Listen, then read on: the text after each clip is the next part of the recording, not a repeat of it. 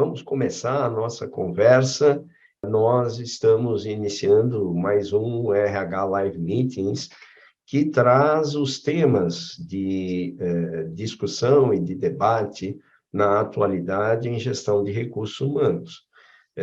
Todo mês, o PROGEP, dentro da FIA, ele tem um tema especial tratado que está em debate, está em discussão, está polarizando aí as reflexões da gestão de recursos humanos. E focado nesses profissionais, na noite de hoje nós vamos tratar de inclusão, tratar de gestão da diversidade, e temos aqui 3 convidados e 2 convidadas e um convidado muito especiais em vários sentidos para a gente, né? Já já nós vamos falar sobre eles. Só me apresentando, meu nome é André Fischer, eu coordeno na FIA uma parte considerável dos MBAs e cursos de pós-graduação voltado para a gestão de recursos humanos, em particular o MBA RH, que está aí hoje na sua 48ª turma, iniciou nesse semestre, não é? A 49ª deve iniciar no semestre que vem. Coordeno também a pesquisa FIA Employee Experience. Essa pesquisa é feita anualmente e ela procura identificar as empresas que são mais admiradas pelas pessoas que nelas trabalham e que adotam práticas e políticas de RH mais avançadas, que são mais estruturadas em gestão de recursos humanos. O objetivo da pesquisa é sempre devolver para a própria comunidade de RH referências, né, em termos de aquilo que é feito nas organizações em gestão de RH e que pode orientar as decisões de quem atua na área, né? Essas referências elas acontecem por meio de webinars como esses, por meio de relatórios, por meio de pesquisa acadêmica também. Muito dos dados da pesquisa da FEX se transformam em teses, em dissertações de mestrado lá na FEA, não é? E também no mestrado profissional da FIA. E eu estou ressaltando bastante a FEX hoje, porque nós estamos na última semana de inscrição das empresas nessa pesquisa, né? Nós fechamos nessa semana, na verdade, na semana que vem, né, Lina? Nós fechamos as inscrições, já temos um número considerável de empresas, mas sempre é bom alertar a todos da oportunidade, né? As empresas têm condição, na realização da pesquisa, de forma absolutamente gratuita, de receber resultados, de entender, né, como acontece a qualidade da gestão do ambiente organizacional da empresa. Então, a gente estimula muito a todos que estão conosco a levar suas empresas para pesquisa. Com dados, não é? Nós sempre podemos fazer uma gestão bem mais aplicada, bem mais legitimada internamente, e essa pesquisa traz dados muito interessantes para a empresa, além de colaborar com o trabalho acadêmico, além de colaborar nas nossas divulgações. O papel da FIA, o papel do PROGEP na FIA, é produzir conhecimento, e no nosso caso do PROGEP, na área de gestão de pessoas, e levar isso e disseminar para o mercado por diferentes formas, pelos cursos, por esse tipo de divulgação, material que nós publicamos na mídia profissional, mais voltada para o mundo profissional. E nós não conseguimos fazer isso se não estivermos junto das empresas e conhecendo as empresas. Então, sempre a gente traz as empresas para dentro da FIA e também vamos até as empresas para conhecê-las por meio da pesquisa, por meio dos alunos que contam seus cases nas nossas aulas, né? E nisso a gente tem uma troca muito enriquecedora. Muito bem, mas eu já falei demais, deixa eu contar um pouco para vocês a respeito do que temos para hoje, né? O RH Live Meetings traz, então, o tema da diversidade, da inclusão e da relação da gestão da diversidade e da inclusão com a gestão de recursos humanos. Eu estou aqui com vocês, o professor Joel não está conosco, mas sempre nos acompanha, é coordenador também do projeto, e eu vou apresentar os nossos conferencistas, nossos palestrantes, mas antes eu queria, eu acho que até não é necessário, mas eu queria falar sobre esse tema que nós escolhemos para o dia de hoje, né? Nós sabemos que nosso país está passando por uma situação muito difícil, e não é uma situação difícil do ponto de vista econômico exclusivamente, é do ponto de vista das relações sociais e das relações políticas, né? Das relações institucionais, inclusive, que hoje estão muito esgarçadas, né? E isso reflete no nosso dia a dia, isso reflete naquilo que está acontecendo nas ruas e naquilo que está acontecendo dentro das empresas. Então, estávamos comentando agora há pouco aqui na mesa sobre o episódio recente no Rio de Janeiro, onde vivemos um momento de puro genocídio, né? De pessoas predominantemente negras, né? E que veja, normalmente, qualquer um começaria esse evento falando de coisas bonitas, sorrindo, sendo simpático, para poder criar um clima legal, etc. Eu não consigo fazer isso numa semana como essa, né? Eu não consigo fazer isso discutindo esse tema que tem números assim na sociedade brasileira absolutamente degradantes. Quer dizer, é muito absurdo que a gente tenha um estupro a cada 10 minutos nesse país. É muito absurdo que um feminicídio aconteça a cada 7 horas nesse país. Então, isso digamos assim, é o agudo, é a crise aguda, né? Que ela nasce de uma patologia crônica. E essa patologia crônica é nós permanentemente admitirmos esse tipo de coisa sem nos revoltarmos e sem fazermos nada em outras direções.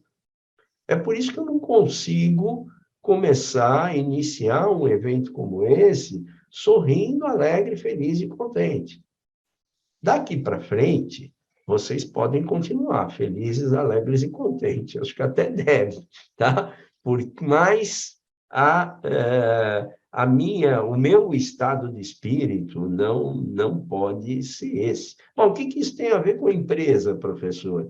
Absolutamente tudo. O que isso tem a ver com RH, professor? Absolutamente tudo.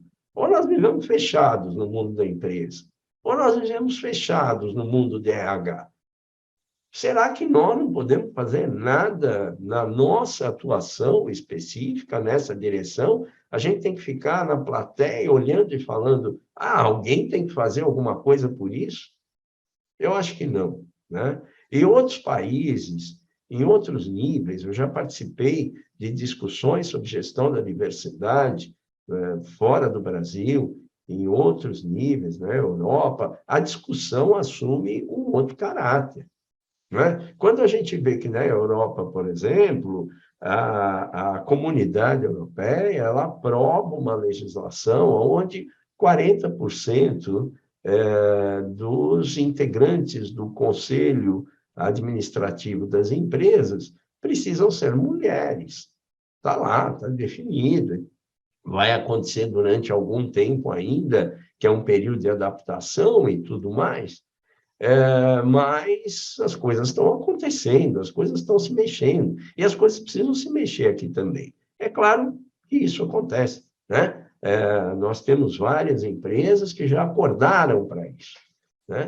Acordaram para isso, tanto porque ficam tão revoltadas como eu com essa situação geral, como porque tem um argumento de negócio.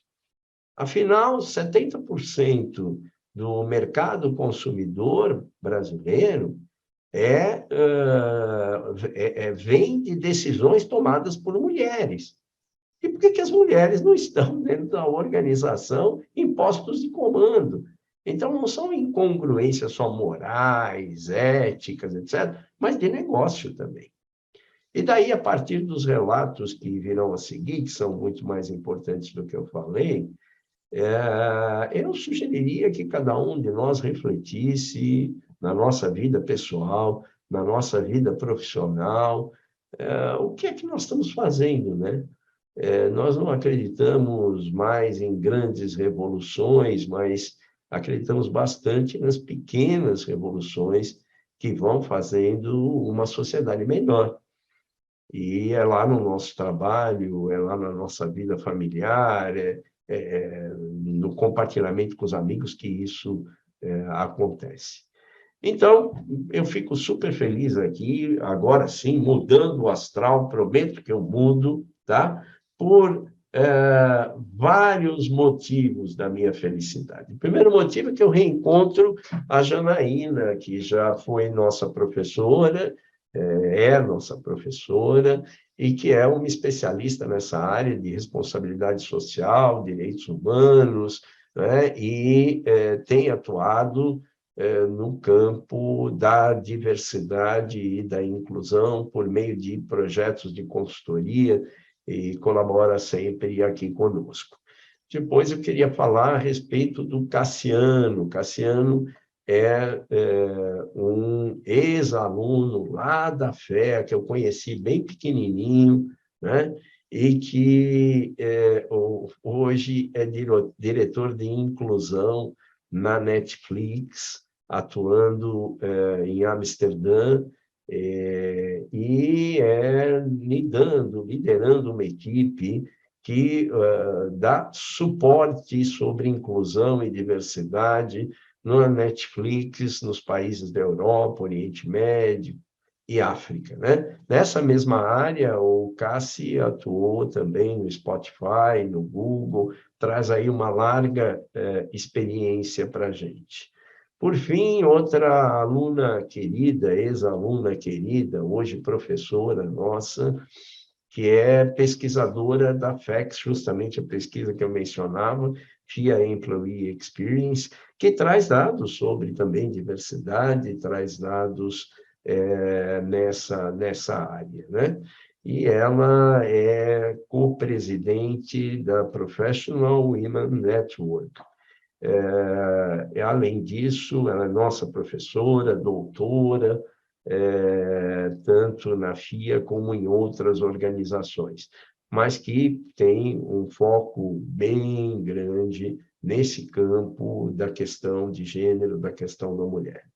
Então, vocês certamente terão um período aí, né, algumas horas conosco, a gente imagina que entre 1 hora e 15 aproximadamente, com pessoas que têm muito o que falar e muito o que trazer a respeito dessa relação entre inclusão, diversidade e gestão de recursos humanos. Aproveito para agradecer muito, muitíssimo mesmo, a Janaína, que está no Rio de Janeiro, ao Cassiano, que está em Amsterdã, não é? E, evidentemente, a Lina, que é quem está mais pertinho aqui.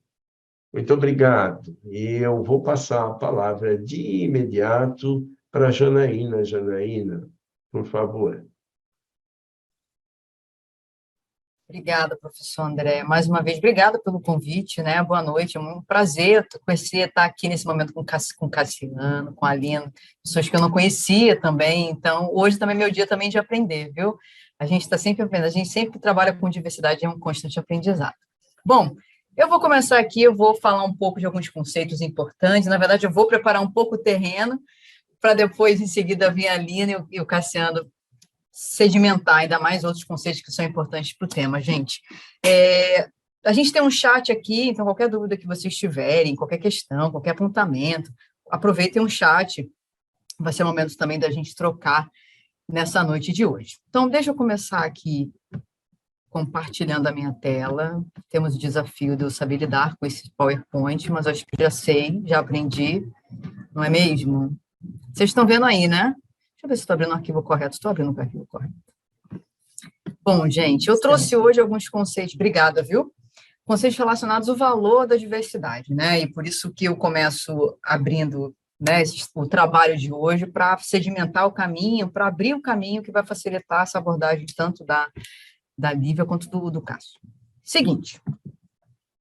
É importante, quando a gente fala do valor da diversidade, a gente entender o conceito de diversidade, né? E, para mim, para a gente entender o conceito de diversidade, essa pergunta aqui, ela é muito importante. A gente entender quem faz parte da diversidade. Porque a nossa tendência, o senso comum, é achar que diversidade... Primeiro que muitas empresas falam, poxa, não vou trabalhar com esse tema ainda. Até mesmo lideranças, né? Ainda não estou preparada para lidar com diversidade. Como não? Se na sua equipe, na sua empresa, tem pessoas, então já tem diversidade, né? O nosso desafio é entender o conceito e ampliar esse conceito, né? Então, quando a gente fala de diversidade, a gente está falando de pessoas. A gente está falando sobre... Deixa eu botar só um minuto, gente. Vou levantar aqui um negocinho que fica na frente. A gente que está apresentando, que não, acho que não aparece, você não aparece para mim. É um comando, né? Diversidade é um conceito que abarca todas as possibilidades de ser um ser humano. Todas as características culturais, biológicas, sociais, econômicas, cognitivas, etc. São todas as características que montam e constituem o ser humano, fazendo com que esse ser humano seja único. Então, primeiro ponto, entender que diversidade é isso, é entender que todo mundo faz parte da diversidade e, consequentemente, entender que essa pauta é de todo mundo. E entender que as empresas, sim, já estão preparadas para lidar com a diversidade. Mas eu entendo, muitas vezes, o medo, porque muita gente, de fato, confunde, achando que diversidade está relacionada com aquelas características ou com aquelas pessoas que, de forma histórica, sofrem algum tipo de discriminação. E, de fato, também está. Né? E o grande desafio é justamente esse. Primeiro, a gente se perceber como parte da diversidade humana, ou seja, essa pauta também é minha, mesmo que eu não sofra algum tipo de discriminação. E segundo, é ter esse olhar que o professor André trouxe, você olhar para o lado e pensar qual característica da diversidade humana ainda não está aqui. Então, esse é o grande desafio das empresas, né? Equilibrarem essas duas faces de uma mesma moeda, que diversidade com inclusão. Porque muitas vezes as empresas investem muito em representatividade, aumentar as características da diversidade humana, mas elas não conseguem incluir, né? É como se fosse um diversity washing, né? Uma maquiagem da diversidade. E o que a gente quer é a inclusão da diversidade. Ou seja, e eu sei que tem gente que trabalha com RH aqui, né? A importância da gente, uma vez que a diversidade humana, com suas diversas dimensões, estejam dentro das organizações que vocês trabalhem, que essas características, que essas pessoas, elas sejam incluídas, ou seja, sejam valorizadas, sejam capacitadas, sejam promovidas, ocupem os diversos espaços da organização, tenham as suas ideias valorizadas, né? Então, esses dois movimentos são super importantes de serem realizados de uma forma conjunta, porque isso que vai garantir um sucesso de uma jornada de diversidade e inclusão, né? E aí, quando a gente pensa nesses movimentos, aqui eu trago uma variante da frase da Vernon Myers, né, da Netflix, e que diversidade ia chamar para festa, inclusão ia chamar para dançar, é uma variante, mas a ideia é a mesma. Diversidade é você pensar, bom, qual característica da diversidade humana, qual ser humano ainda não está aqui na minha organização? Que você convidar. para se sentar à mesa. Mas é preciso garantir a inclusão. Imagina você chegar numa mesa de um restaurante ou numa mesa de um almoço e você falar e ninguém te ouvir, ou você não conseguir participar da conversa, é muito ruim, né? Então, a inclusão é isso. Uma vez que essa diversidade esteja presente dentro das organizações, que ela participe, que ela seja valorizada, que ela possa ser o que ela é, que ela possa ter as suas ideias consideradas. Isso vai gerar o quê, gente? Justamente esse senso de pertencimento. E como eu já diria aquela propaganda lá, que eu não vou citar o nome, isso não tem preço. Ser o que a gente é não tem preço. E a gente ser valorizada por isso, igualmente, não. Então, o que a gente percebe, né, de ganhos como a jornada de diversidade de inclusão sólidas, né, bem estruturadas, é justamente, no final do dia, a felicidade das pessoas, né? As pessoas poderem se sentirem parte daquele ambiente. E, consequentemente, isso vai gerar uma série de impactos também para o negócio, né? Então, investir em diversidade e inclusão, e daqui a pouco eu vou falar dos benefícios para o negócio, é super importante, porque acaba humanizando, de fato, esses espaços, né? Gilberto Gil tem uma música que se chama Ser Diferente é Normal. E é esse olhar sobre diversidade que a gente precisa ter, de que a diversidade humana é a normalidade.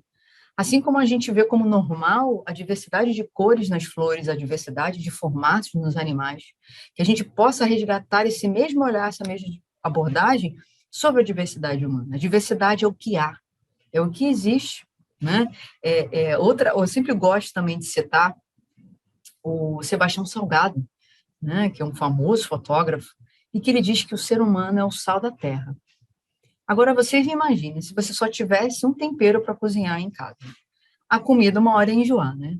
Então, que a gente possa resgatar esse olhar sobre diversidade. O quanto ter pessoas diversas nas equipes é algo bom, porque essa comida organizacional ela vai ficar muito mais saborosa com essa diversidade de temperos, e, principalmente, que essa equipe vai ficar muito mais completa. Porque um ponto que é super importante, que eu acho que é um valor, que é algo que a gente também precisa valorizar sobre a diversidade humana, é que não existe ser humano perfeito. Não existe ser humano completo. Aquilo que não tem, o professor André tem. Aquilo que o professor André não tem, a Lívia tem, por exemplo. Então, assim, a gente se completa. E daí a importância da diversidade. Quando você coloca pessoas diversas, com características diversas, com experiências diversas, essa equipe ela fica muito mais completa, porque a gente se complementa, né? E outros dois conceitos que são interessantes da gente entender e ficam mais fáceis da gente entender quando a gente passa por diversidade e inclusão são esses dois aqui, de igualdade e equidade. O que a gente pode ver no conceito de igualdade é que ele não considera as diferenças entre as pessoas, né? O fundo, aqui no meu fundo, ele está meio desfocado, né? Até para esconder a bagunça que está no meu quarto. Mas aqui no meu fundo, no meu quarto, tem uma bicicleta. E é uma bicicleta, gente, sério, que tem um aro muito pequeno. Quase só não chega a ser um aro de criança, porque de criança, se fosse muito criança, muito pequena, eu não conseguiria pedalar. Por quê? Primeiro que eu tenho 1,55 m, o que também não quer dizer muita coisa, que tem gente baixa que consegue andar de uma bicicleta com aro maior, né? Mas além de ser pequena, eu tenho um pavor de me machucar. Então, eu não ando com bicicletas grandes. Aqui no Rio, a gente tem um lugar chamado Aterro do Flamengo, que é um pouco parecido com o Parque Ibirapuera, sendo que é um parque aberto, que ele não fecha. E lá eles alugam bicicleta. Pois bem, um final de semana, fui eu, com uma amiga, a filha, ela assim, Jana, vem andar de bicicleta no Aterro, vou levar a Bia. Ah, legal. Eu falei, olha, eu vou deixar para alugar lá. Chegando lá para alugar, eu não encontrei uma bicicleta pequena. Aí eu já comecei, olha, não vou participar desse passeio. Não vou. Essa altura do campeonato me ralar, gente, estou fora. Estou fora. Mesmo que dizem que metiolate não arde mais, não me interessa que eu não tenho um pavor de machucar, gente. E aí eu ia ficar de fora do passeio. Aí o moço da bicicleta foi lá, arrumou uma bicicleta menor, abaixou o guidão. Aí eu consegui andar.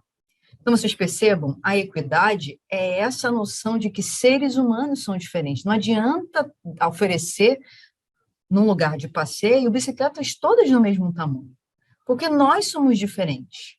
Nós temos formatos de corpos diferentes. Então, o conceito de equidade nos provoca a lembrar sobre a diversidade humana. E na medida em que você percebe a diversidade humana, você enxerga que os seres humanos são diferentes, com necessidades diferentes, com talentos diferentes, aí você consegue adaptar a bicicleta. E aí você vai conseguir adaptar o quê? Seus processos de RH, a sua forma de gerir pessoas, sua forma de se relacionar. Porque com isso aí você consegue incluir.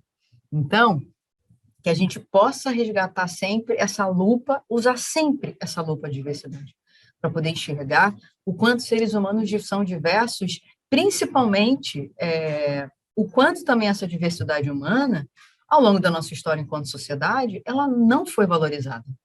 E esse é o grande desafio.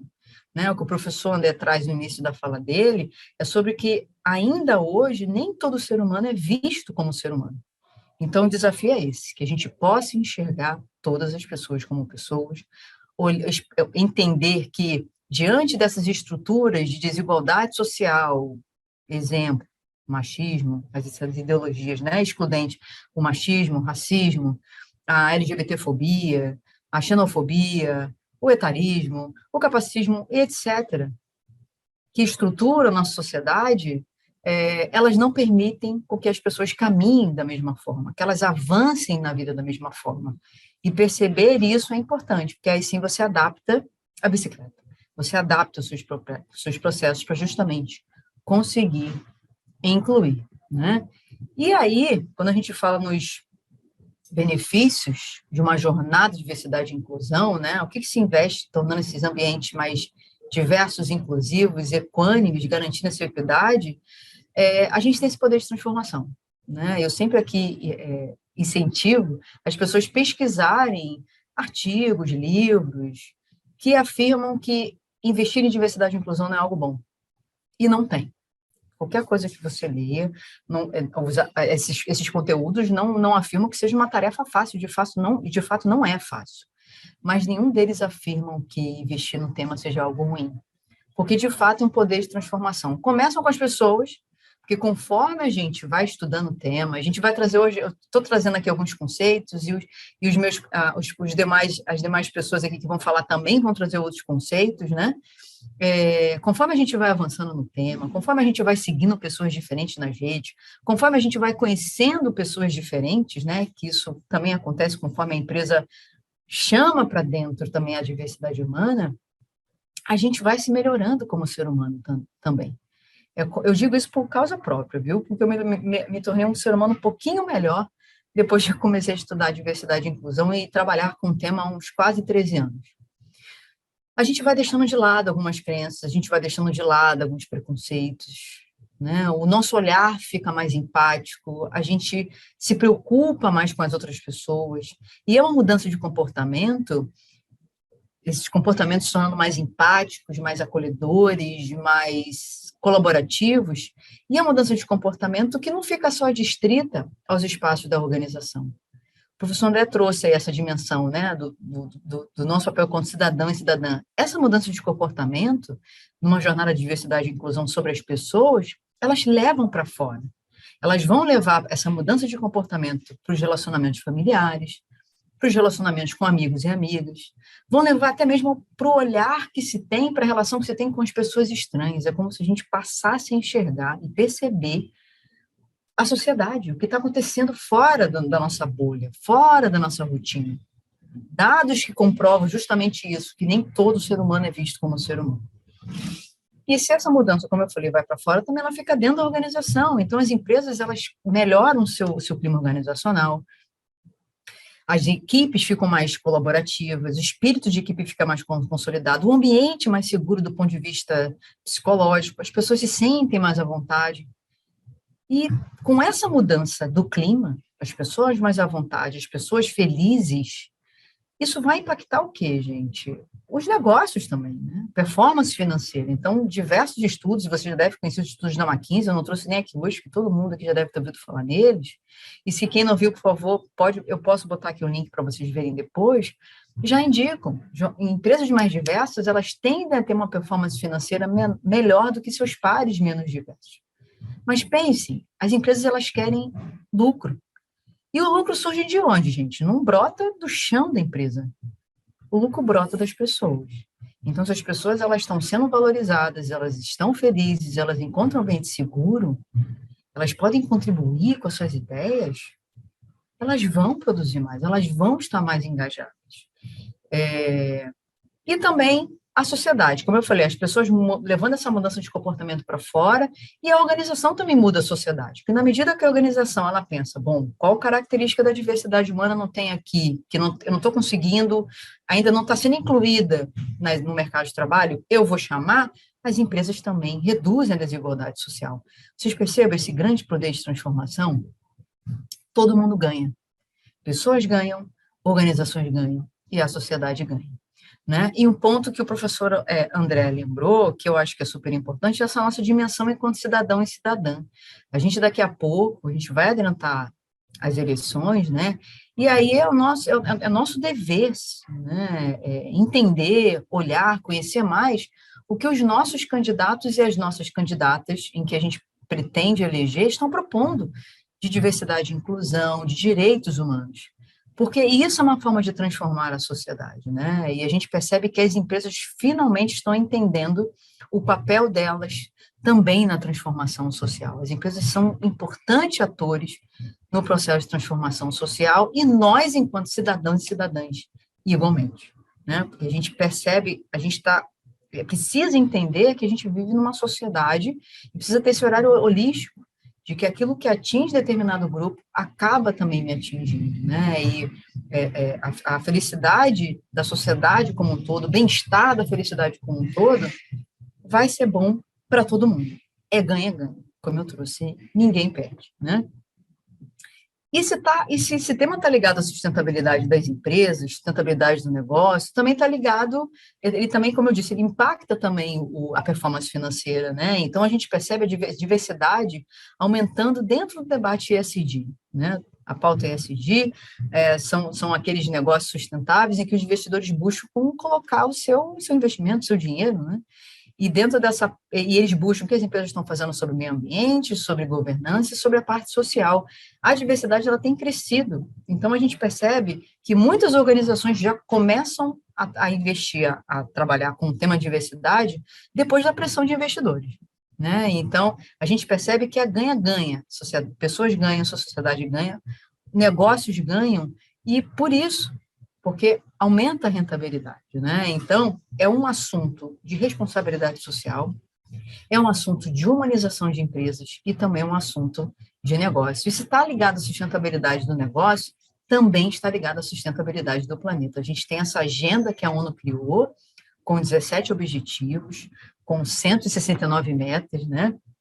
169 metas para serem cumpridas até 2030, ou seja, daqui a 8 anos, que visam garantir que os recursos atuais permaneçam para as gerações atuais e para as futuras, né? E a gente vê aqui objetivos ligados à biosfera, à sociedade, à economia. É sempre bom lembrar que, embora o ser humano não lembre disso, né? Não é à toa que a gente está aí destruindo o planeta, que proteger a biosfera também é proteger a vida humana.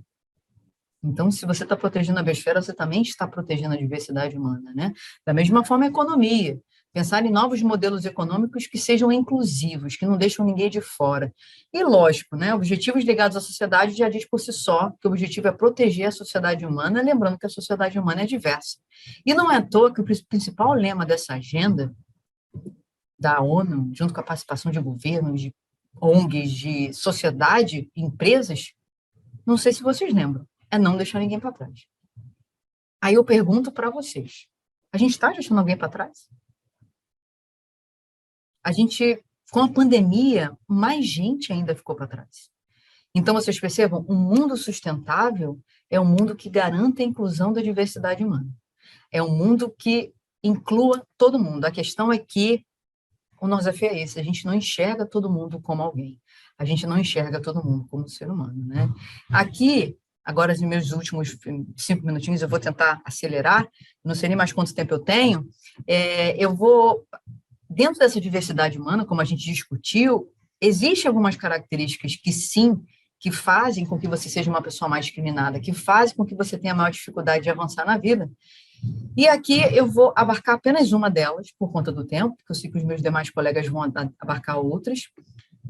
E uma dessas características, que no caso afeta muito o Brasil, assim como afeta os Estados Unidos, é o fato de você ser uma pessoa negra, né? Dentro desse conceito de diversidade humana, essas múltiplas faces da diversidade humana, ser uma pessoa negra pode gerar, pode não, gera, sim, maior dificuldade de você avançar na vida. E aqui eu trouxe só algumas informações, alguns conceitos rápidos relacionados ao tema. A gente aqui no Brasil adota a autodeclaração pelo fenótipo, ou seja, você se afirma quem você é, em que cor e raça você está, a partir das suas características físicas, a partir do seu fenótipo. Ou seja, cor de pele, tipo de cabelo, formato de boca, nariz, etc. E aqui a pessoa, ela se autodeclara e se coloca nessas 5 cores e raças, né? Preta, parda, amarela, indígena ou branca. Aqui a gente tem 2 grandes grupos raciais, que é o grupo negro e o grupo branco. Pessoas negras é a soma de pessoas pretas mais pardas. Então, eu, Janaína, que me autodeclaro como uma mulher parda, eu também sou uma mulher negra. Por que isso? Porque os movimentos negros perceberam que as pessoas pardas também sofrem discriminação, assim como as pessoas pretas, a pessoa de pele mais retinta. E o outro dado super importante é esse, que a maior parte da população brasileira se autodeclara negra. E a questão que eu deixo, é a mesma questão que já foi provocada pelo professor André, quando ele trouxe os dados de gênero: será que a população negra está participando de forma igualitária na sociedade? Esse vídeo aqui, ele nos provoca a pensar sobre o quanto o racismo que se instalou na nossa sociedade, essa ideologia, né, essa discriminação sistemática, daqui a pouco eu vou falar sobre esse conceito, ele vai colocando as pessoas em espaços separados. Então, pessoas negras e brancas, elas são colocadas em espaços separados, né? E esse vídeo também traz dados que comprovam esses espaços separados. Vamos ver, por favor.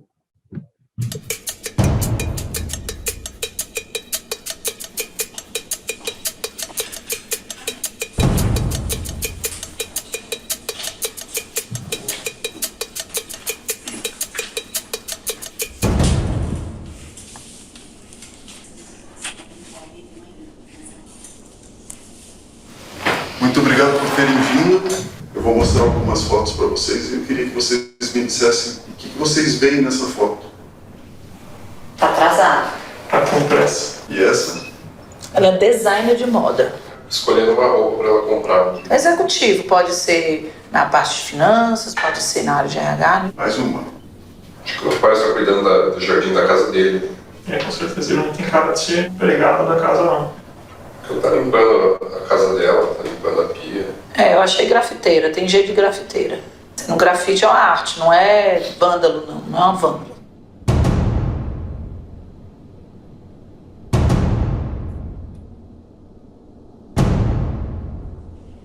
O que você vê nessa imagem? Alguém pichando o muro. Pichadora. E ela? Diarista? Limpa a casa? A empregada doméstica. Um jardineiro. Bom, ele me lembra um segurança de shopping. Um motorista particular. Vendedora, poderia ser uma costureira. Parece uma pessoa fugindo. Ladrão. O nome disso é racismo institucional e as consequências são graves.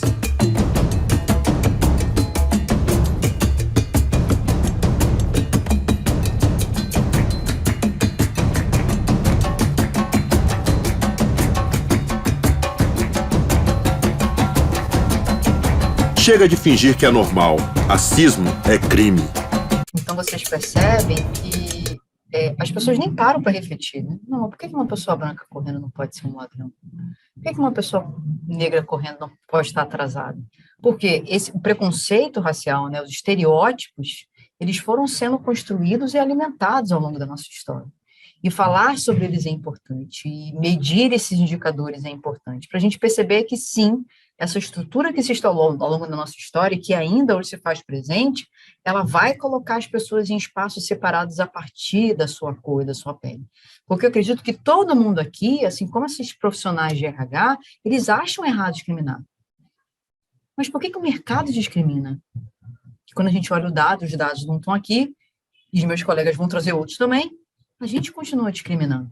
Então, a gente precisa trazer para a consciência e trazer para o debate, né? Então, quando a gente une os conceitos, a gente tem o preconceito racial, que é esse rótulo, é o estereótipo, né? É o pré-julgamento que a gente tem, que aí a questão racial ela vai impactar, e por isso que, embora exista apenas uma raça humana o conceito de raça e cor e raça, ele faz sentido, porque ele nos coloca em espaços diferenciados. Quando a gente pratica esse preconceito, ele se torna o quê, gente? Uma discriminação racial, que pode ser consciente ou inconsciente, como a gente viu aqui. E quando essa discriminação racial ela se torna sistemática, ou seja, ela acontece o tempo todo, em todos os espaços, em todas as relações, ela está acontecendo agora, ela se torna um racismo estrutural. Então, racismo estrutural é uma discriminação contra as pessoas negras que acontece o tempo todo, de forma consciente ou inconsciente, né? E uma das manifestações dele é o racismo institucional, que quando ele acontece nas instituições, ele ganha esse nome específico, racismo institucional, que apareceu no vídeo. E para finalizar, para entender melhor essa noção do racismo estrutural, eu sempre gosto de trazer essa frase do Karim Abdul-Jabbar, que ele diz o seguinte: lá nos Estados Unidos eles chamam de racismo sistêmico, né? O racismo é como uma poeira no ar, parece invisível, mesmo que você esteja se asfixiando, até que você deixe entrar o sol. Então vê que está em todas as partes. Se deixarmos a luz entrar, teremos a chance de limpá-lo, mas temos que estar atentos, porque continua no ar. Então, racismo estrutural, essa discriminação que acontece o tempo todo, é a poeira. Ela está acontecendo agora. A gente está aqui, mas ela está acontecendo em algum lugar. E muitas vezes é a poeira, a gente não enxerga a poeira, né? E o que é o sol? É o conhecimento, é o debate, é a conversa, é o dado, para mostrar que existe o racismo. E a partir do momento que você toma esse conhecimento, que você sabe, que você debate, aí sim a gente consegue limpar. Então, eu chego aqui no meu final da minha fala, agradecendo a oportunidade, né, e provocando que todo mundo haja, né, porque para a gente acabar com essas estruturas de desigualdade, a gente precisa agir, a gente precisa limpar, e como ele mesmo lembrou aqui, é estrutural. Então, a gente tem que estar o tempo todo limpando, mas que a gente possa encontrar o nosso lugar nessa limpeza, que a gente possa encontrar o nosso lugar, seja dentro da organização, sejamos nós como cidadãos e cidadãs. Gente, obrigada, viu, pela atenção. Desculpa se eu passei um pouquinho do tempo, professor André e colegas.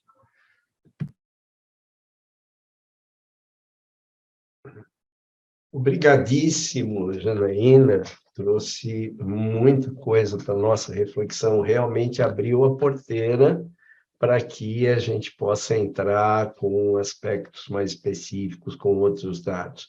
Tenho certeza aí que todo mundo gostou muito de te ouvir, do vídeo, estão pedindo aí informações, obrigadão, viu? Eu queria passar agora para a Lina, que também vai trazer aí algumas considerações para a gente. Lina, por favor. Sim, olá pessoal, boa noite, um prazer estar aqui, agradeço o convite. Vou falar um pouquinho então sobre equidade de gênero usando os dados da pesquisa FEX, que é a FIA Employee Experience. É uma pesquisa que é feita anualmente, como o professor André Fischer já comentou no início, né? E a gente tem vários dados interessantes para trazer esse recorte, né? Então, o que é que a gente tem percebido? A pesquisa, né, é feita em parceria com o UOL, que é um grande portal, né, de notícias de conteúdo, e lá as empresas ficam visíveis por esse prêmio que se chama Lugares Incríveis para Trabalhar em 2022, a terceira edição. Então, temos várias empresas inscritas. Para quem tiver interesse, é uma ótima oportunidade para poder entender melhor sobre como que as coisas acontecem, qual é a jornada do colaborador no seu dia a dia, né? E nessa terceira edição já temos mais empresas, né, que podem também, depois com isso, né, trabalhar melhor os resultados e, né, promover o ambiente de trabalho com mais qualidade, né, com mais assertividade para as pessoas. Então, a pesquisa FEX promovida pela FIA, né, espero que vocês possam participar para quem ainda não estiver aqui inscrito. Pode ser ao contrário. Só para comentar um pouco, né, sobre esses dados, e aí eu vou falar sobre como que a gente até percebe algumas dessas diferenças de gênero, né, na própria pesquisa.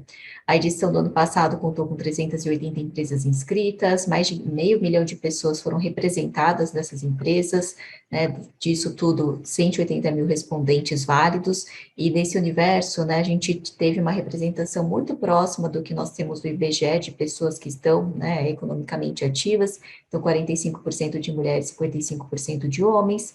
As empresas, né, que se destacam têm realmente práticas mais sólidas em todos os temas, inclusive nas práticas que estão relacionadas especificamente, né, para gênero e diversidade e inclusão de uma forma geral. Só que quando a gente vai olhar, apesar do cenário, né, ter ali uma certa, né, um certo equilíbrio entre homens e mulheres nos cargos de liderança dessas empresas que participam da pesquisa, né, as mulheres são 23%, ou seja, o número se reduz bastante, praticamente a metade, e nas posições de CEO, as mulheres, né, são ali somente 6% do total das empresas, né, que estão ali, né, representadas nesse conjunto da pesquisa. E, de alguma forma, né, a gente tem um lado positivo, que 55% das empresas premiadas adotam, sim, né, políticas específicas em relação à equidade de gênero, que promovem, né, de alguma forma, algo, né, ações afirmativas para mulheres, para gerar, né, a equidade de gênero. O que as outras empresas, né, que não responderam, que adotam práticas específicas para mulheres, disseram? Né? É claro que a gente só vai ter 1% de empresas que diz não fazer nada, né? Então, ok. Mas as outras, né, os outros 44%, elas afirmam que não discriminam ninguém, né? Assim como não discriminam ninguém, né, do público LGBTQIA+, do público, né, de negros, do público, né, das pessoas que têm deficiência. Então, as empresas, boa parte delas, né, costumam dizer, não discriminamos ninguém, né, temos espaços para todos. Acontece que, né, com isso, infelizmente, a gente não consegue trazer mudanças, a gente precisa transformar os ambientes de trabalho por meio dessas ações afirmativas. Então, por que equidade de gênero, né, e por que é um dos temas que estamos tratando aqui?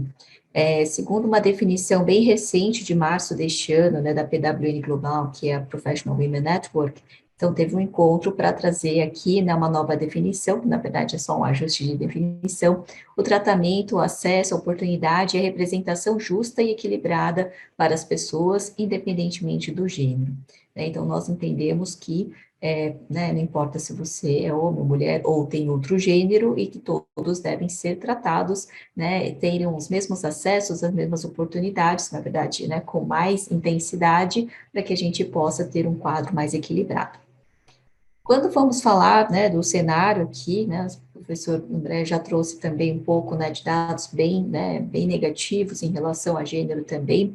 No ano passado, as mulheres passaram a ser 44% dos trabalhadores brasileiros, e isso é uma queda de 2020, porque era 46%, né, mais um ponto que a pandemia trouxe, como a Janaína também comentou, né, então uma exclusão de mulheres que foi maior, né, para as mulheres do que para homens.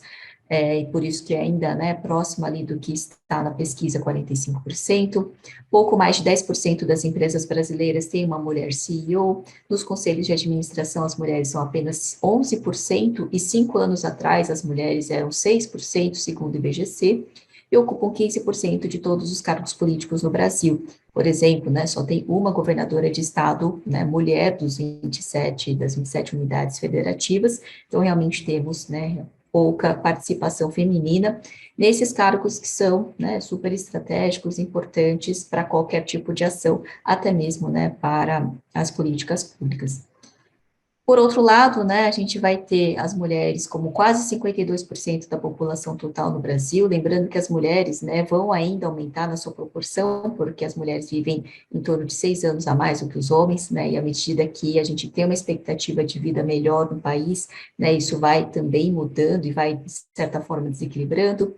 Desde 1999, as mulheres já são mais de 50%, né, daqueles que são formados no ensino superior, e no censo de 2020 as mulheres eram 60%, esse número até já foi maior em alguns anos antes. As mulheres tomam a maior parte das decisões de compra de uma família, né, e alguns dados dizem mais de 80%, mais de 90%, e também as mulheres são 43% dos chefes de família no Brasil. Né? Então, a gente vê dados que, por um lado, as mulheres já têm, né, bastante força, bastante representatividade numérica, mas quando vamos olhar, né, se esse mercado de trabalho está absorvendo essa mão de obra feminina, a gente ainda vê pouco espaço, principalmente nesses cargos mais altos, nos cargos de liderança, em que realmente, né, precisa de mais voz e de mais, né, de mais força. Então, como vamos com as ações afirmativas, né, que nós coletamos da pesquisa FEX? Aqui a gente vê na tabela, por exemplo, né, o LIPT são os lugares incríveis para trabalhar, em que a gente tem as empresas que realmente foram premiadas, foram 120 em 2021, e aqui do lado direito, todas, né, que são as 290 empresas participantes com os dados válidos. O que a gente percebe é que existe uma informação, né, inicial que quase, né, não existe diferença, mas, né, ainda menos de 30% das empresas, de uma forma geral, possuem comitês específicos para discutir a ascensão de mulheres para cargos de liderança. Né? Os outros itens, nós vemos que são ações mais fortes, né, mais evidentes, o dobro da proporção para as empresas que são consideradas lugares incríveis para trabalhar em relação ao grupo total das empresas. A gente vê que a prática mais comum, né, e ainda assim não passa 40%, é o monitoramento das diferenças salariais entre homens e mulheres, e é o monitoramento, né, não significa o pagamento, né, das diferenças que faltam para as mulheres, porque a gente sabe que pelos dados as mulheres recebem, né, 20% a menos do que os homens para mesmos cargos e mesmas funções, né, isso aqui vai ficar um debate para outro dia, né, não vamos ter a explicação agora, mas sim, né, existe uma diferença salarial muito grande, então 39% versus 19%, né, desse universo das empresas pesquisadas, além de benefícios exclusivos para mulheres, que 1/3 das empresas premiadas adotam, né, por outro lado, somente 15% do geral, e esses benefícios significam, né, ter atenção, né, para as necessidades das mulheres, o que elas efetivamente precisam, para poder tentar também, né, gerar um melhor equilíbrio entre as partes. E um programa, né, estruturado para debater ações, né, e promover ações de melhoria da qualidade de vida das mulheres, também ali numa proporção parecida. E aqui a gente entende que as mulheres acabam, né, mostrando mais necessidades de flexibilidade de horário, de flexibilidade de formato de trabalho, né, entre várias outras questões. Então, aqui a gente vê o que, né, pode ser um diferencial dessas empresas que recebem os prêmios e outras menos, mas mesmo assim, né, a gente ainda tem proporções que podem melhorar. Quando vamos ver, né, pelo lado das respostas dos colaboradores, o que é que eles dizem em relação aos vários itens da pesquisa, um deles, eles respondem sobre estresse no trabalho. Né? Então, será que as mulheres são mais estressadas ou menos? Né? E quando a gente vê vários outros estudos, vão mostrar que sim, as mulheres até tiveram, né, o agravamento desse cenário devido à pandemia. E aqui a gente percebe, por exemplo, né, na primeira coluna os homens, na outra as respondentes, né, mulheres. Então a gente vê que ali no roxo é o melhor melhor das respostas. As pessoas entendem que o trabalho alivia o estresse no dia a dia, né, do trabalho. Então, a gente vê uma proporção maior para homens, não altera o nível de estresse, ou seja, o trabalho, né, está ok, né, não estressa a mais a pessoa, mas o que a gente tem de ponto de atenção aqui são o que está no gráfico em vermelho e azul.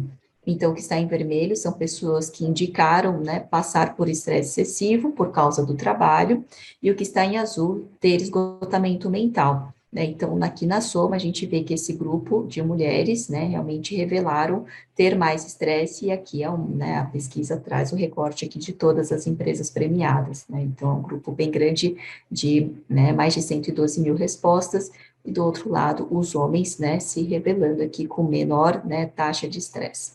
Então, se a gente for comparar, 34%, que é mais de 1/3 da população feminina, né, da pesquisa, tem algum nível de estresse, né, excessivo ou de esgotamento mental, e 26% dos homens assinalaram o mesmo. E isso significa 30% a mais para as mulheres. Só que quando a gente olha somente aquela faixa dos 15% e 9%, né, de pessoas que estão com burnout, né, que é o esgotamento mental, o grupo de mulheres é 70% maior, né, do que o grupo dos homens. Então, a gente, né, quando olha a pesquisa de uma forma geral, é uma coisa, a gente tem um cenário, mas fazendo os recortes, né, e que todas as empresas que fazem a pesquisa, elas conseguem também, né, fazer esse tipo de análise para o seu grupo, né, para o público interno, ela pode ver aqui, né, diversas questões e, claro, todos os outros recortes também, se esse estresse está mais forte, né, para as pessoas dos grupos minorizados ou não, para os mais jovens ou para os mais velhos, né, para os negros ou para os brancos, né, para as pessoas de diversos grupos que nós temos na pesquisa. E quando a gente vai perguntar qual é o motivo do seu estresse, né, a gente vai ver que as mulheres apontam motivações diferentes também dos homens, né? A gente tem aqui só o recorte de quem colocou, né, que se sente estressado ou excessivamente ou pelo esgotamento mental. 9%, que é a maior parte, né, é pela sobrecarga de trabalho, né, isso segundo as mulheres, e isso é 29% a mais do que os homens. 6% pela autocobrança, né, acho que esse é um item bem conhecido também, né, da população feminina, isso 50% maior que os homens, 6% por cobrança de resultados, 4% pelo trabalho exercido, 3% pelos colegas de trabalho, isso é bem maior do que o número de homens, né, que se estressam pelos colegas de trabalho, e 2% pelo gestor imediato, né, isso também é o dobro dos homens, quando respondem sobre o motivo do estresse. Então, a gente tem aqui alguns itens, né, que são realmente né, críticos e que cada empresa também, né, consegue monitorar, consegue fazer esse tipo de análise, né, quando aplica a pesquisa FLEX. E aqui, né, por último, eu vou trazer também um pouco sobre quais são as expectativas de mulheres e homens em relação, né, à sua carreira, às suas motivações de entrada, de permanência na organização. Então, a gente vê que alguns itens são curiosos, né, são interessantes para poder observar, expectativa em relação, né, à atração na empresa, né, por que você entra na empresa em que você está. Então, mais do que os homens, né, as mulheres entram nas empresas por oferta de salários e benefícios, por aprendizados, oportunidades, né, de aprender e a necessidade de trabalhar. Por outro lado, os homens são mais atraídos por perspectiva de carreira e amizade com as pessoas que já estavam naquela empresa. Então, a gente vê aqui já essa parte de networking, né, do grupo de amigos que as pessoas, que os homens têm a mais, né, e que acessam a empresa por causa disso, além de carreira, só que as mulheres têm aqui a questão mais de necessidade, né, até porque a gente também tem essa parte de salários e benefícios. Em relação à permanência, né, por que homens e mulheres ficam naquela empresa em que estão, né, permanecem as mulheres pela satisfação com o trabalho, principalmente, né, por salários e benefícios também, assim como na entrada, e o comprometimento com a empresa. E, por outro lado, os homens ficam mais por crescimento na carreira e por oportunidades de aprendizado. Né, então, a gente vê que também tem uma variação, né, nem sempre o motivo pelo qual a pessoa entra é o mesmo que ela permanece. Então, aqui a gente vê algumas mudanças. E a gente tem aqui um motivo de possível saída, né? Se você um dia, por acaso, né, saísse da empresa, qual seria esse motivo? E a gente vê que as mulheres, muito mais do que os homens, sairiam por mudanças na vida pessoal, né? E isso a gente também, né, vê muito na literatura, mostrando o quanto que a mulher tem mais dessa relação, né, de vida pessoal e profissional, e também pela falta de qualidade de vida, que é a falta de equilíbrio, né, que ela pode perceber entre a sua vida e a empresa.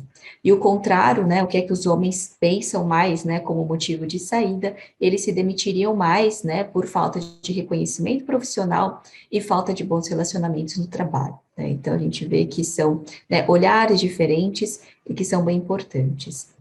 E em relação, né, ao que você percebe como realização profissional, que aqui é um fator de realização, de sucesso para você, as mulheres, né, mais do que os homens, buscam por autonomia do trabalho e estabilidade profissional, né, são os dois itens que estão acima da média, e o contrário, os homens buscam mais, né, atuação em diferentes áreas e posições de liderança, mais do que as mulheres.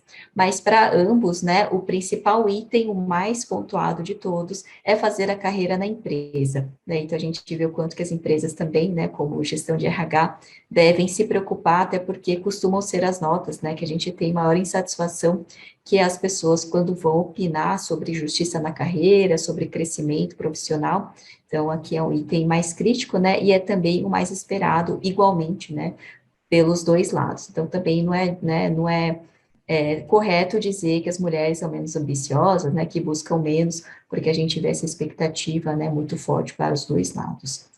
Então, né, gostaria de agradecer novamente e depois a gente conversa um pouco mais. Obrigada. Obrigado, Lina. Já temos aqui algumas perguntas, inclusive, né? E acho, veja, muito interessante os dados que você trouxe e que a gente poderia analisar olhando esses fatores de atração e de retenção como eles são diferentes, né? Quando a gente compara o homem com mulher, o que nós não sabemos isso, precisamos pesquisar ainda, né? Não tem aí nenhuma conclusão, eu estou especulando sobre os dados, mas pode demonstrar uma espécie de naturalização por parte das mulheres do próprio preconceito a que elas são submetidas, né? Na medida em que a gente percebe que as condições de carreira, as oportunidades de carreira são menores para as mulheres, então, de imediato, ela é atraída pelos benefícios, né? E não pela oportunidade de carreira, quando o homem ele entra na organização dentro dessa perspectiva, né? Aí tem um ótimo veio aí para nós analisarmos, mas muito legal. Muito bom, passo de imediato para o Cassi. Cassi, é sua vez. Opa, vamos lá, então. Obrigado, professor, obrigado, Lina, obrigado, Janaína, por fazerem uma introdução super bacana para a conversa continuar. Minha tela está visível para vocês? Que agora Sim. É minha vez de... Tá bom. Minha vez de ficar na dúvida. Estou aqui, então, para trazer uma outra dimensão para essa conversa, né? A Janaína deu a abertura, deu um foco interessante para a gente no tema da raça. Lina falou sobre questão de gênero e eu trago para vocês aqui um pouco de LGBTQIAP+. E eu sei que já tem umas sobrancelhas erguidas aí desse outro lado da tela e a gente já vai entrar nesse tema logo mais. Eu queria fazer um aviso legal, e tem um joia porque ele é um aviso bem legal, só que os pontos que eu vou compartilhar com vocês hoje são pontos meus, tá? Então eu não estou aqui para representar nenhuma organização e nenhuma instituição. Em termos da agenda, a ideia é passar por 3 coisas super rápido. LGBT o quê, né? Então esse tema que eu já trouxe assim que eu abri, por que faz sentido a gente falar disso dentro da inclusão? Eu acho que a Janaína já citou muita coisa, eu vou só reforçar alguns pontos. E depois, como é que a gente faz isso? Assim, acho que vale a pena... Aqui a minha ideia foi trazer um pouco da minha experiência atuando nesse ramo dentro de organizações e pensar em exemplos bem pragmáticos, para que isso não fique uma conversa no campo só intelectual e depois a gente desligue o Zoom e pense, que conversa legal, mas aí nada muda na nossa prática como gestores de RH a partir do dia de amanhã, tá bom? Então, LGB o quê? É justamente a gente destrinchar essa sigla, né? O LGBTQIAP+, e surpresa, eu não vou destrinchar essa sigla, tá? E a razão que eu não vou fazer isso é porque a gente pode procurar isso no seu site de busca favorito, a resposta está lá, você vai encontrar a resposta até em tcheco, se quiser. Então, assim, tem muita informação na internet para a gente se informar em relação a isso, e eu acho que mais vale a pena a gente investir nosso tempo aqui, realmente nessa troca de pensar em exemplos práticos. E pensando em exemplos práticos, o jeito que eu acho prático da gente definir que grupo que a gente se refere, quando a gente se refere ao grupo LGBTQIAP+, na verdade, são todos os grupos que são historicamente marginalizados e pouco representados em instituições de poder, com base ou na expressão ou identidade de gênero ou né, na sua orientação afetivo-sexual, tá? Então tem a ver com qual que é a minha identidade de gênero e tem a ver com por que eu me sinto atraído, seja efetivamente, seja sexualmente, tá bom? Então esse é um bom ponto para a gente começar e, como eu falei, se quiser se aprofundar, é só usar a busca na internet. Mas por que vale a pena a gente olhar para esse tema dentro desse contexto da gestão de RH, né? E aí eu vou trazer para vocês uma resposta um pouco ousada, que é porque eu sou gay, tá? E o que eu estou querendo dizer com isso, né? Pode parecer uma afirmação meio descabida, né? Mas o que eu estou querendo dizer é que no frigir dos ovos a coisa é simples assim. Eu, do mesmo jeito que você, do mesmo jeito que a Lina, que o professor André Fischer, eu mereço estar presente no mercado de trabalho que é tão respeitoso e tão isento de discriminação, de assédio, de bullying, quanto qualquer outro ser humano no planeta, tá?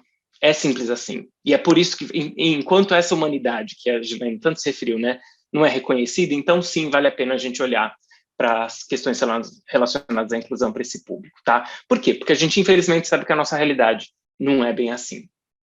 O que vocês veem na tela agora são exemplos reais de situações pelas quais eu passei, tá? Então, de novo, estou compartilhando um pouco da minha vivência, né? Não é uma história hipotética para a gente fazer um estudo de caso, é a minha experiência vivida mesmo, tá? E aqui vale a pena ser explícito no reconhecimento das inúmeras camadas de privilégio que eu acumulo quando eu penso que eu passei por isso sendo um homem, sendo branco, né? Sendo cisgênero, vindo de uma família de classe média, tendo crescido numa metrópole como São Paulo, não tendo uma deficiência, sendo formado pela USP, né? Então, eu dentro de todas essas camadas de privilégio, eu fui literal e efetivamente negado a ter acesso a uma vaga de emprego a qual eu tinha interesse, né? E uma vez dentro de um ambiente de trabalho, né, eu fui um alvo direto de assédio verbal e de bullying com base na minha orientação sexual, tá? Então, o que eu quero trazer é que vale também a gente refletir que tipo de experiência que os indivíduos que hoje estão nas organizações que a gente faz parte, né, e que são LGBTQIAP+, passam quando eles têm marcadores identitários que são menos privilegiados dos que eu tive, né? Eu reconheço aqui que eu estou realmente gozando de um monte de privilégio por causa desses outros marcadores que eu compartilhei com vocês, então queria deixar essa reflexão, né? Por quê? Porque quando a gente pensa em inclusão LGBTQIAP+, vale lembrar que essa é uma inclusão que tem que valer para cada uma dessas letras, né? Porque cada um de nós merece a chance de desenvolver o potencial máximo dentro das organizações, e se não é para isso que a gente escolheu uma carreira em recursos humanos, eu não sei o que a gente está fazendo nessa carreira. E acho que talvez vale mais a pena a gente pensar em alguma outra, né? E vale lembrar que se a sua organização quer ser uma boa empregadora para mulheres, pessoas com deficiência, negros ou indígenas, né? Mulheres, pessoas com deficiência, negros ou indígenas também são LGBTQIAP+. Né? A gente não está falando de grupos que existem em isolamento, né? Então, quando eu ouço a Lina falar sobre as questões relacionadas a gênero, eu também estou olhando para a minha comunidade, né? Quando eu ouço a Janaína falar sobre as questões étnico-raciais no Brasil, eu também estou olhando para a minha comunidade. Mas se falar só sobre essa questão mais filosófica não serve para você, então a gente também pode falar de números, tá? Se você realmente precisa de números, vou trazer alguns números para vocês. Existe uma estimativa brasileira de que a população homo ou bissexual é em torno de 11%, tá bom? Essa semana saiu finalmente os resultados do censo do IBGE de 2019, aponta para um número bem inferior. Essa pesquisa tem sido bastante criticada pela comunidade, tanto pela metodologia, quanto a formulação da pergunta, quanto uma série de outras questões. Eu estou trazendo esses 11% que estão mais em linha também com outras pesquisas internacionais, tá? Tanto na América do Norte quanto aqui na Europa. Também, se a gente precisa de números, tem a questão da população trans, tá? E essa é a estimativa que a gente tem de 0,6%. Não achei nenhum estudo especificamente sobre Brasil, tá? Então eu vou me ancorar nesse daí. E aí, quando a gente faz uma conta de papel e caneta mesmo, eu cheguei no total de que a gente está falando de 28,3 milhões de habitantes LGBTI no Brasil, tá? Então, se a gente só quer olhar para números, é um número grande para a Dedéu, né? Então, não é um grupo que dá para a gente ignorar quando a gente pensa em mercado consumidor, quando a gente pensa em potencial, pensa na gente como potencial empregador, quando a gente pensa em políticas e práticas de recursos humanos, tá bom? E eu sei que quando tem gente que olha para esses números e pensa assim, mas 0,6% de trans parece tão pouco. Hoje se fala tanto disso na TV, nas redes sociais, parece até que é moda, de repente todo mundo é trans, né? Eu estou participando de conversas em que isso é presente. E aí eu queria trazer uma breve analogia, né? Esse é um gráfico que mostra a prevalência de canhotos na população estadunidense no século passado, ao longo do século passado, né? Então, a gente vê que esse número é relativamente baixo e, ao longo do século, ele vai subindo. E aí, a minha pergunta para a gente por que, de repente, esse número começa a subir?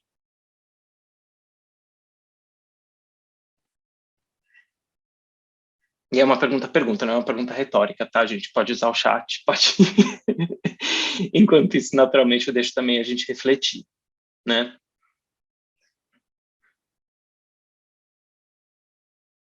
E também os painéis, as demais pessoas do painel também fiquem à vontade para compartilhar o que passa pela cabeça de vocês. Olha, eu vou chutar, hein? O que me passou na minha cabeça é a seguinte, é que eu não sei se é a mesma questão que acontece nos Estados Unidos, né? Aqui no Brasil, a gente sabe que a sociedade ela é feita para as pessoas destras, né? Tudo é feito para as pessoas destras. Eu não sou canhota, sou destra.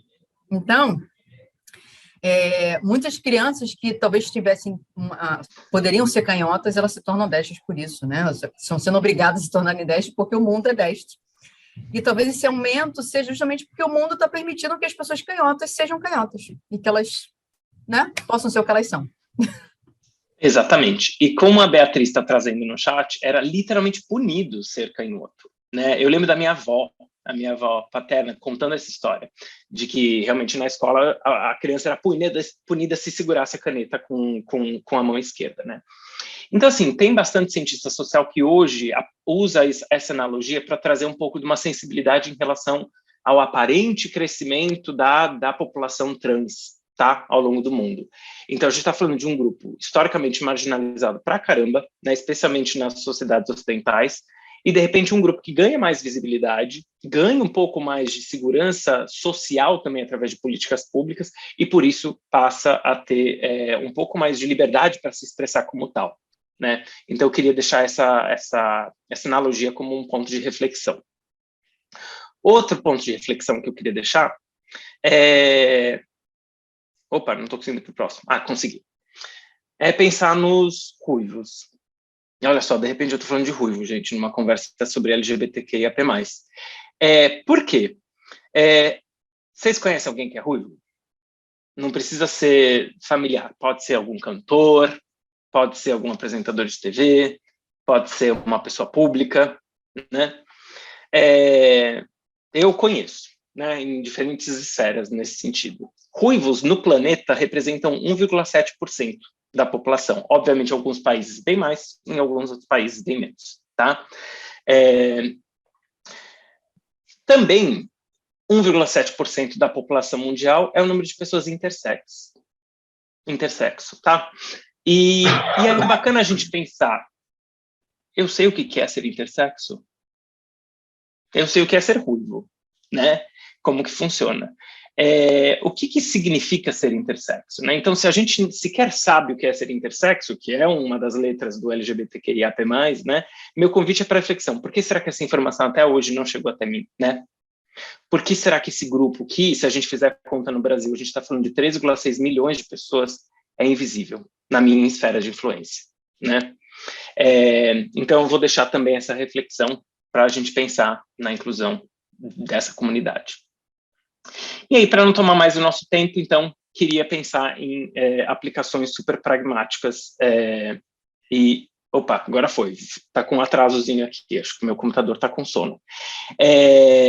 De como é que a gente pensa, então, nessa temática da inclusão LGBTQIAP+, quando a gente usa essa lente, esse prisma da gestão de recursos humanos. Trouxe 3 estudos de casos super rápidos para a gente passar e refletir, e aí deixar um pouco eu espero umas minhoquinhas aí na cabeça de vocês para quando vocês forem voltar para as organizações de vocês e pensar nas políticas e práticas. Vamos pensar em licença parental. Então, vamos pensar no cenário hipotético, que vocês trabalham dentro de uma empresa que oferece uma licença maternidade que funciona para até 6 meses e uma licença paternidade que funciona para até 3 meses, tá? O benefício se estende mesmo quando ambos os cônjuges trabalham para a mesma organização e para casos de adoção ou de barriga solidária. Então, um plano super bacana, né? Um benefício que é bem compreensível. A pergunta é, que lacuna pode haver sob o ponto de vista de inclusão LGBTQIAP+. Vamos deixar uns segundinhos para reflexão. Se alguém quiser se manifestar no chat, fica à vontade. Não é necessário, porém, uns segundinhos para a gente refletir.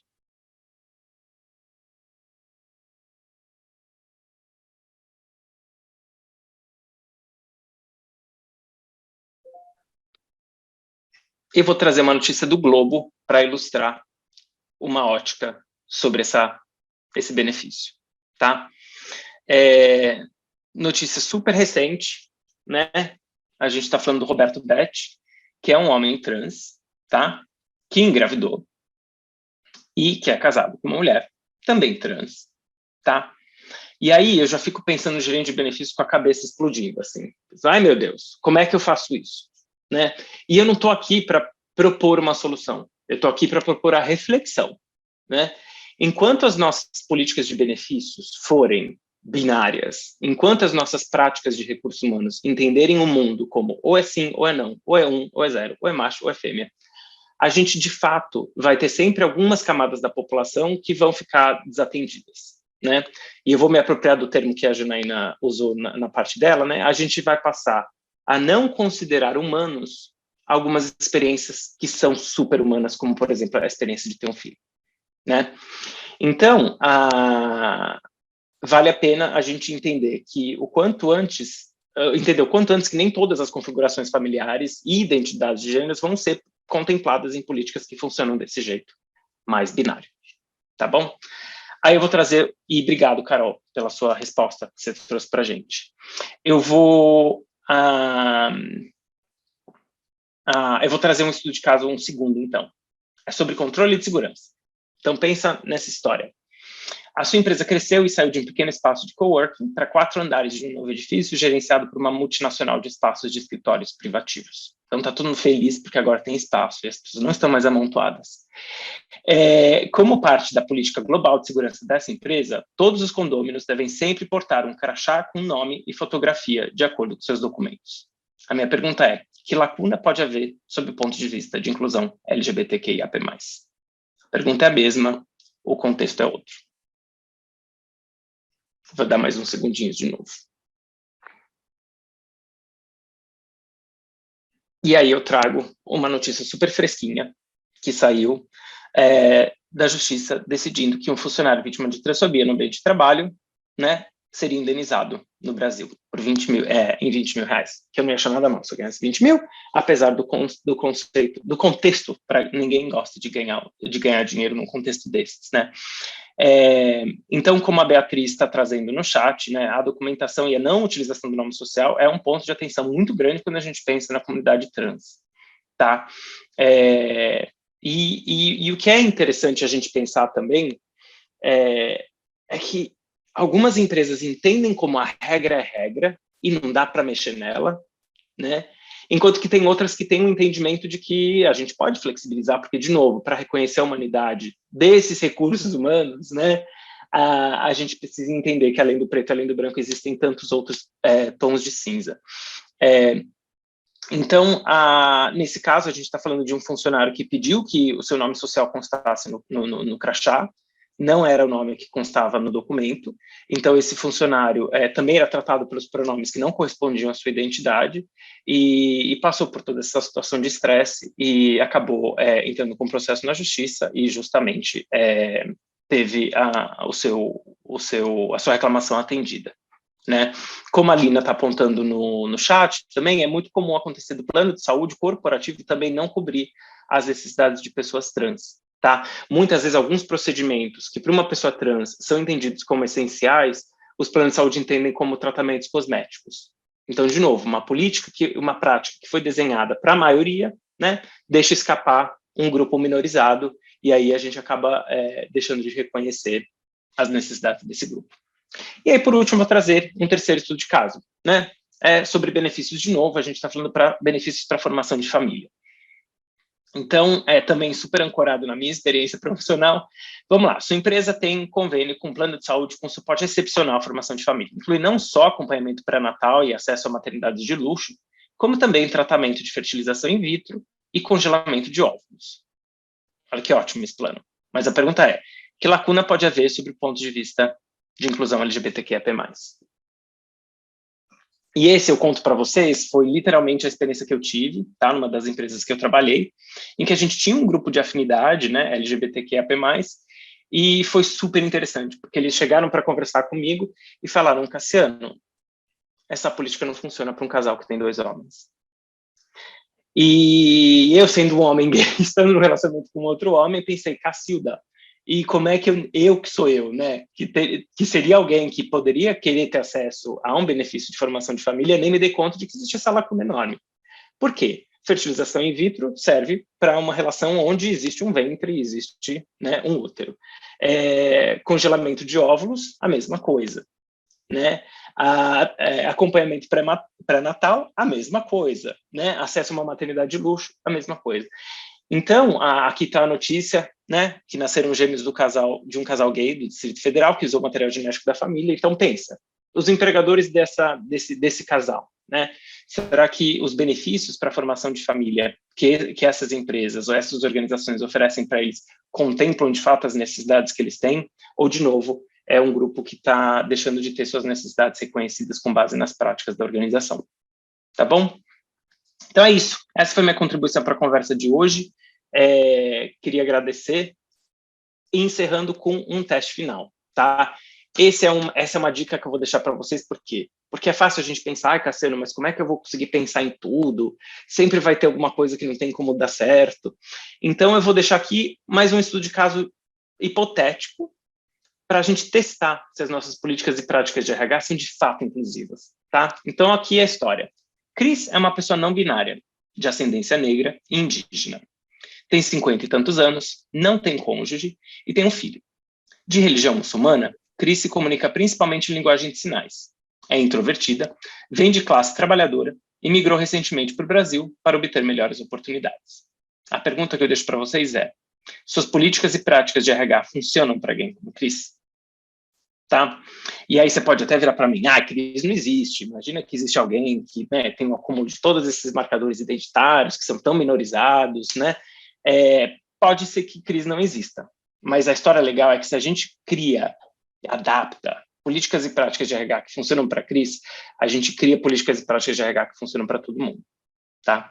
Então, com isso, eu agradeço a atenção de vocês e deixo aí também o link, se vocês quiserem entrar em contato. Obrigadão. Muito bom, obrigado, Cássio. Fantástico. E todos os casezinhos que você trouxe para a discussão, que certamente estimularam aí a nossa reflexão. Bom, agora estamos no limite da nossa hora, mas eu não vou deixar de abrir, né, para algumas questões que estão surgindo por aqui, a partir das falas de vocês, né? Tem uma pergunta que aparece por aqui, que trata justamente dessa questão dos grupos de afinidade, né? As empresas que estimulam grupos de afinidade, elas ainda não são muitas, mas isso tem ocorrido. Como é que vocês veem a questão dos grupos de afinidade? Olha, eu vejo como algo importante, né? Muito importante, né? Porque, embora eu falei da diversidade humana, os grupos, eles são formas da gente entender que determinados grupos, literalmente, de pessoas, eles têm necessidades específicas, né? Então, mas eu também acho que o grande desafio, eu vou dar voz aí para o Cássio e para a Alina complementarem, o grande desafio é esse olhar interseccional que o Cássio trouxe no último case dele, né?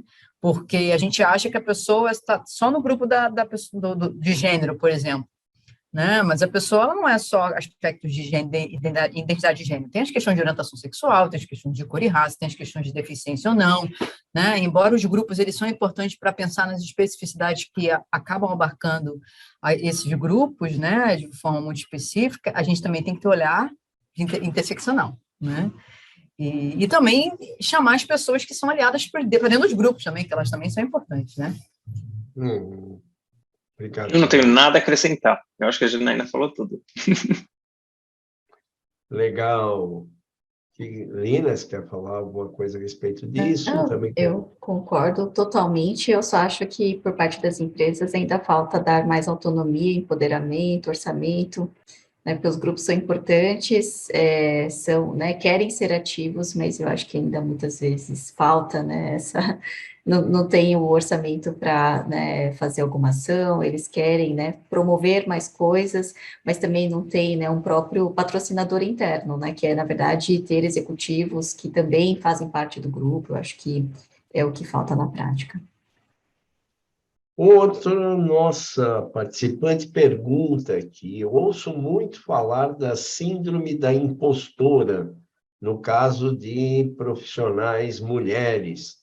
Qual a perspectiva da Lina, da professora Lina, sobre isso, professora Lina? É um fenômeno bem conhecido já, né, de que as mulheres se sentem menos capazes, menos, né, com menos competências para, por exemplo, tentar novas vagas, né, desde um recrutamento de uma nova empresa até mesmo as promoções internas. E aí tem aquelas pesquisas, né, que a gente já viu, que foi feito pelo Google inicialmente, de que as mulheres, por exemplo, elas se candidatam a uma vaga quando veem que tem 100% das competências preenchidas, enquanto os homens 60% mais ou menos, né. E isso já mostra que, né, se nesse primeiro passo, né, já tem essa diferença, né, e que está causada justamente por essa síndrome da impostora, que é achar que não tem, né, suficientemente as competências e habilidades, isso vai trazer as consequências para tudo que vem depois, né. Então, as tentativas de promoções, elas são muito mais, né, por parte dos homens do que por mulheres, os pedidos de aumento, e por isso também temos, né, acaba sendo um dos grandes motivos para termos desigualdade salarial, para termos, né, todas essas diferenças. Por exemplo, se a gente for olhar quanto tempo um homem ou uma mulher leva para chegar no cargo de CEO, as mulheres levam muito mais anos, né, e isso vem tanto das próprias mulheres que passam pela síndrome de impostora, mas também por quem avalia, né, quem avalia também coloca impedimentos, né, vamos esperá-la, né, crescer mais, amadurecer, falta ali né, um item para ela melhorar, enquanto para os homens não tem esse mesmo tipo de avaliação. Bom, só para registrar, o Manuel Neto faz uma longa, todos acho que devem estar lendo no chat, né? Ele trabalha na Heineken e traz todo o projeto na Heineken nessa área. Obrigado, Manuel. Venha aqui conosco debater nos próximos RH Live Meetings, tá? Bom, e tem a pergunta aqui do Carlos Alberto, ele fala sobre como iniciar um programa de inclusão e diversidade numa organização. Quais são os primeiros passos? Essa acho que é uma boa para a Janaína, não? Não precisa todo mundo perguntar. Gente, o Cássio, tá vendo como ele foi? Olha só, tá vendo, professor André? O Cássio mandou a bola para mim. Olha, passou. Então, vamos lá. Tem muitos pontos, né? Mas eu acho que o primeiro deles, eu acho que é justamente essa pergunta, a vontade, né? A vontade de mudar essa organização, a vontade de torná-la mais inclusiva, mais diversa e inclusiva. Mas, como eu lembrei no início, a importância de se ter um programa estruturado, ou seja, de ter uma governança, de ter um plano, de ter uma estratégia, né, de diversidade e inclusão, aonde a organização quer chegar, quais são as metas que ela quer atingir. Isso é super importante, né? Então, acho que para começar mesmo, início mesmo, é bom a gente ter um raio-x, né? Aí fazer um censo, fazer uma pesquisa, para você ver de fato se a sua organização é diversa ou não, né? E, se for possível, ainda incluir uma pesquisa de percepção, para ver como as pessoas estão se sentindo, porque o censo, ele te indica, né? O dado, ele te mostra o quanto essa empresa é diversa ou não. E a partir daí é que nem exame de sangue, né? A gente acha que não está sentindo nada, está tudo bem, quando você vai ver, está o açúcar alto, está o colesterol alto, e você tem que cuidar. Então, o raio-x, o censo, é importante por isso, que ele vai trazer os dados iniciais, e aí sim, como eu falei, é botar a mão na massa. É ter uma governança, é ter uma estratégia, distribuir os papéis, porque uma jornada de diversidade e inclusão, ela não funciona sozinha, né? Por mais que o Cássio seja maravilhoso, que eu acredito que ele seja, ele sozinho não vai mudar toda a Netflix. Ele precisa de outras pessoas dentro da organização para ajudá-lo nessa tarefa. Então, uma jornada de diversidade e inclusão, para ela ser bem-sucedida, tem que distribuir tarefas, responsabilidades e metas, até mesmo para as lideranças em todos os níveis. Então, é uma ação mesmo, né? Sem dúvida. Obrigado, Janaína. E conectando isso com a pergunta anterior sobre os grupos de afinidade, a única coisa que eu acrescentaria ao que você disse é a importância da gente entender a autodeterminação do que funciona para cada grupo, né? É muito fácil para uma pessoa branca, a partir de premissas construídas com bases históricas do que é que a população negra precisa, por exemplo, ou para um homem imaginar o que as mulheres precisam de um curso para poder negociar melhor, né? Então, garantir que os grupos tenham autodeterminação sobre o que é necessário para que eles realmente tenham as condições para ser bem-sucedidos dentro da organização é essencial.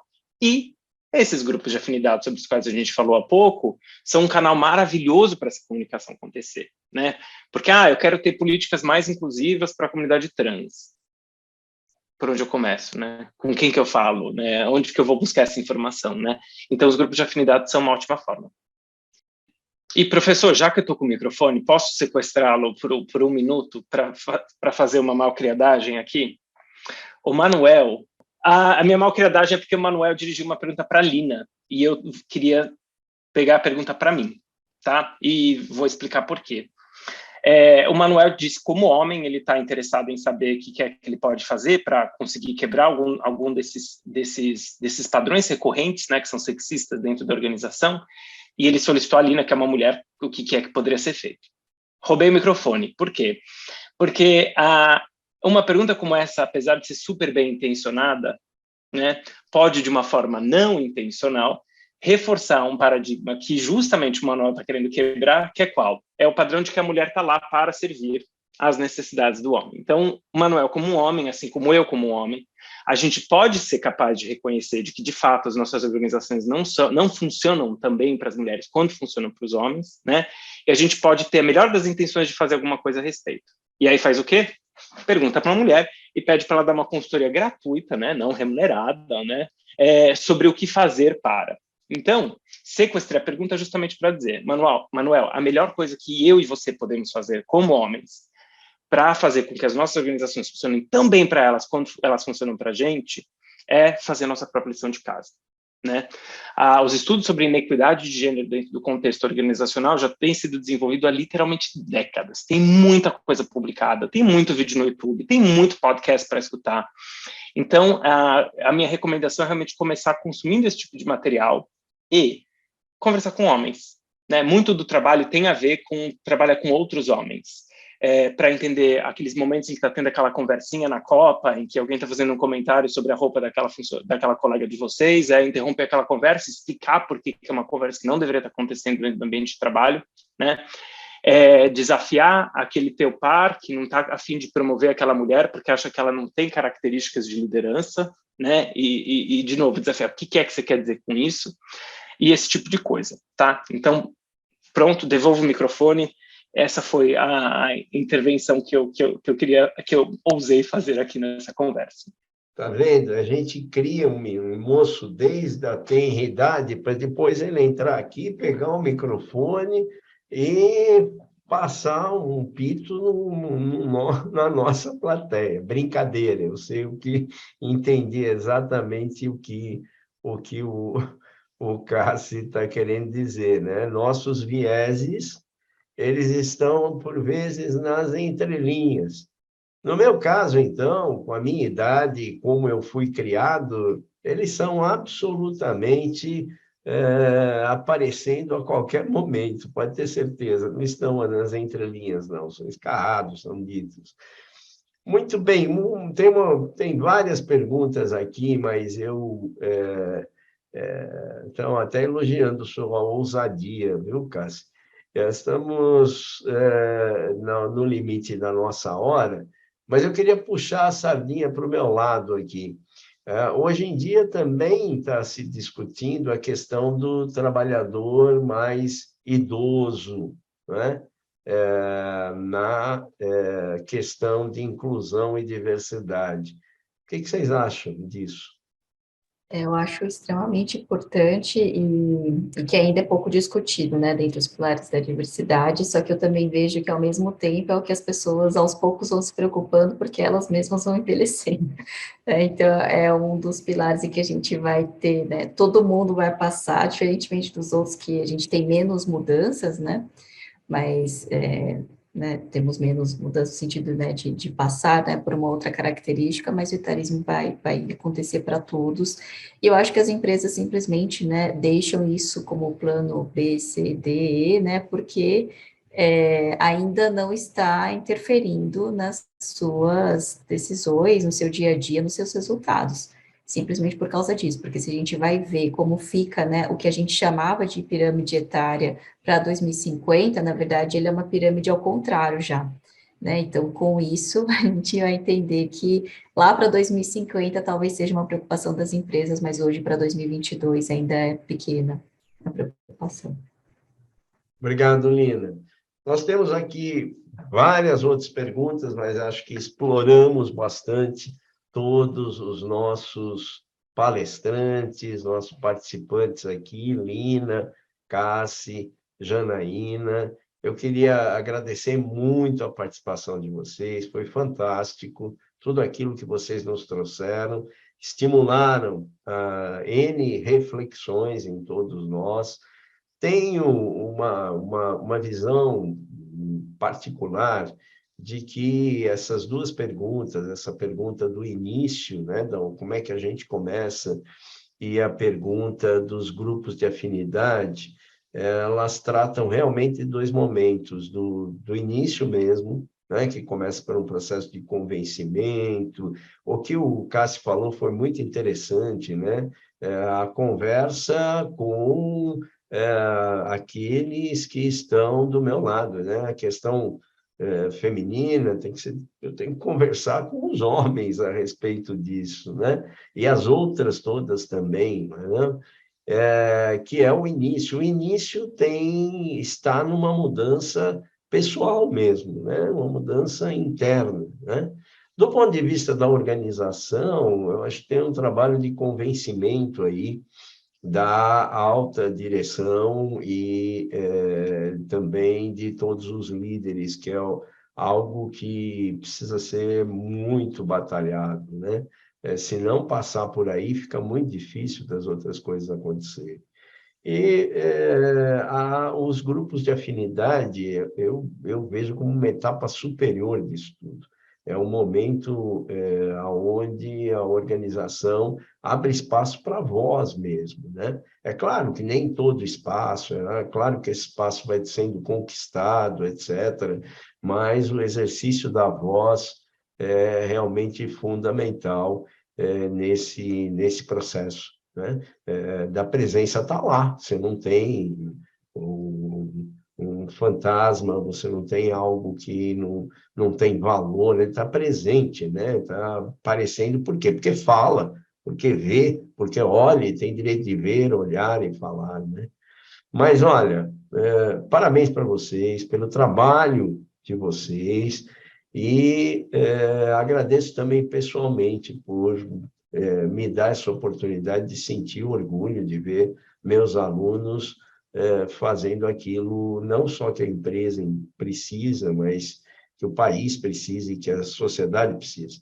Esse país nosso, em particular, nessa situação terrível que ele está vivendo. Conto com vocês, para vocês continuarem a trazer civilização para o nosso mundo. Beijo grande para todos, obrigado a todos também que estão aí na nossa plateia, agradeço por nos acompanharem até aqui. Abração, gente. Fiquem bem. Obrigada, tchau, tchau. Tchau, tchau, até mais. Tchau, gente, até a próxima. Tchau, obrigado. Até a próxima. Vamos continuar falando. Vocês dois não vão fugir, não, viu? A Lina não foge porque está presa lá no nosso prédio. Vocês não vão fugir porque agora vocês estão mais do que no radar, tá? Tchau. Tchau, tchau.